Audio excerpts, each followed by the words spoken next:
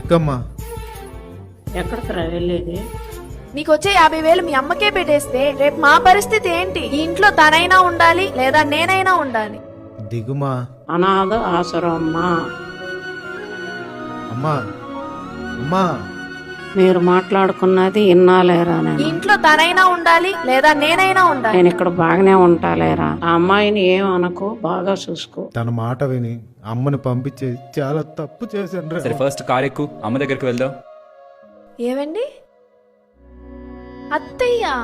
ఇదిగో బ్యాగ్ తీసుకో మురళి, ముందు మీరు కూర్చోండి అమ్మా. అన్నయ్య మీరొచ్చారు. పెళ్లి అయ్యాక నీకు తన మీద ప్రేమ మొదలైందేమో, కానీ నీ హస్బెండ్ పుట్టక ముందు నుంచే వాళ్ళ అమ్మ ప్రేమ స్టార్ట్ అయింది. అయినా నీకు కొడుకున్నాడని గుర్తుపెట్టుకో, ఈ రోజు నువ్వు చేస్తున్నదే రేపు వాడు చేస్తాడు. అసలు తన పిల్లల ఫ్యూచర్ కి ఏం సేవ్ చేయట్లేదు. వాళ్ళమ్మ నెల హాస్పిటల్ బిల్లుకే వేలల్లో ఖర్చు అవుతుంది. మొన్ననే 7 లక్షలు అప్పు కూడా చేశాడు. నేను దానికి సొల్యూషన్ తోనే వచ్చాను. మీరు ఇప్పుడు ఇమీడియట్ గా తీసుకోవాల్సింది ఈ పాలసీ. నెల నెల కొంత మొత్తం